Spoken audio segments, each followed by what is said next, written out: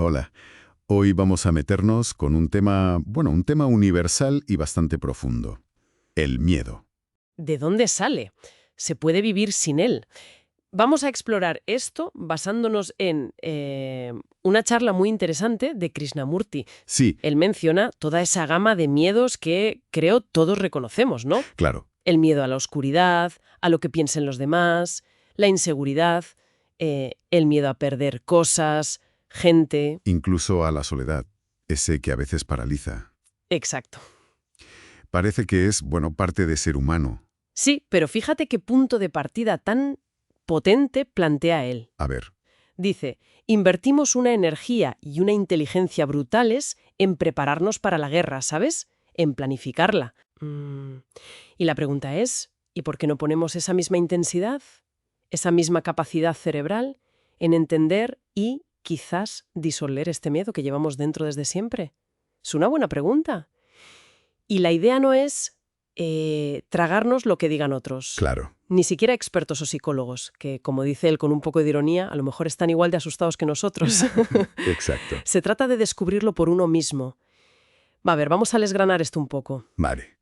Él usa una metáfora verdad, la del árbol. Sí, la del árbol del miedo. Dice que el miedo es como un árbol lleno de ramas Ujú. y cada rama es un tipo de miedo. El miedo a esto, el miedo al otro. Y que intentar cortar las ramas, o sea, atacar cada miedo por separado, Ujú. pues que no sirve de mucho a la larga. Es inútil porque la raíz sigue ahí. Hay que ir a la raíz. Y ahí está la clave de su argumento, ¿no? ¿Cuál es esa raíz? Pues apunta a dos cosas que van juntas, el pensamiento y el tiempo. Ujú. Pero ojo, en un sentido muy particular. A ver, explícame eso, porque entiendo lo del pensamiento. Proyectando, ¿no? Ajá. ¿Y si pierdo el trabajo? ¿O y si me enfermo? ¿O este proyecto va a fracasar? Pensar en el futuro da miedo. Claro. O en el pasado. A lo que hice, las consecuencias. Pero el tiempo, ¿cómo entra ahí de forma tan central? Es que según esta visión, el miedo psicológico no existe realmente. En el ahora mismo, en el presente inmediato. Mm, Surge cuando el pensamiento salta. Salta al futuro imaginando una amenaza o revive un dolor del pasado. Vale, ya entiendo por dónde vas. Y aquí está lo fascinante, la distinción clave. Pensamiento y tiempo son súper útiles, necesarios, para lo práctico, para conducir, para cocinar, para planificar un viaje. Claro, para la vida diaria. Exacto. Pero la pregunta rompedora es, ¿son necesarios? ¿Tienen alguna función válida en nuestro mundo psicológico? ¿En eso que llamamos yo? ¿En nuestra identidad interna? Eso es. ¿Eh? Interesante. Normalmente no lo vemos así. Pensamos en la cosa que nos da miedo, no en el pensamiento como causa. Exacto. Y pone el ejemplo del miedo a la soledad, Sí, que sugiere que nace de una vida muy egocéntrica, que irónicamente nos aísla más. precisamente.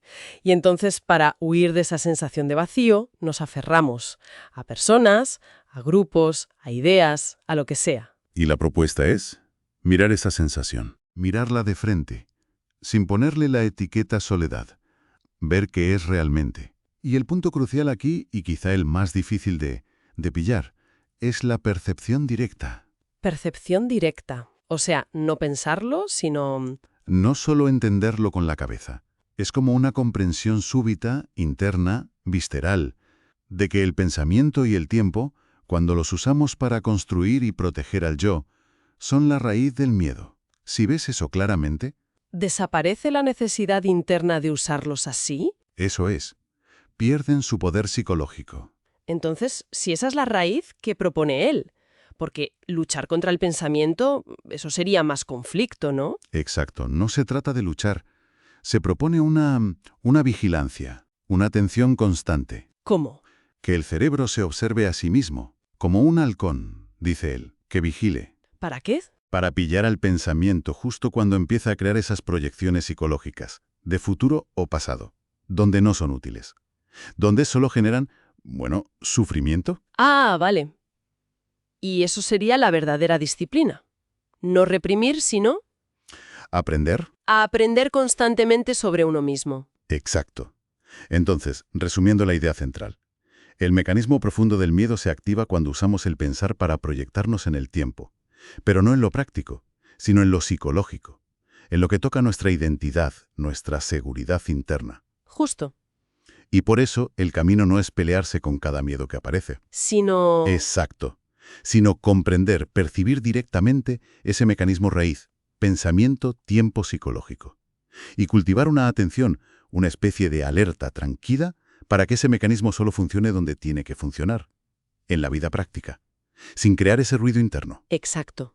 Sin generar sufrimiento. La charla termina con una reflexión bastante directa. Sí, dice que a menudo hacemos preguntas muy superficiales. Y por eso vivimos de forma superficial. Pero si uno se atreve a hacerse las preguntas de fondo, las preguntas fundamentales, Exigiéndose respuestas a uno mismo desde esa observación. desde esa tensión constante, ¿sí? Ahí se abre una puerta al autoconocimiento real, sin necesitar que nadie te dé las respuestas. Y deja una idea final que resuena bastante. Mm. Sugiere que si uno se libera del miedo, de esa raíz, Desaparece también la necesidad de buscar seguridad fuera, en autoridades, ideologías, gurús, dioses. se alcanzaría una autonomía verdadera. Así que la reflexión que queda flotando es, ¿qué preguntas realmente profundas sobre nuestro propio miedo empiezan a surgir si consideramos estas ideas en serio?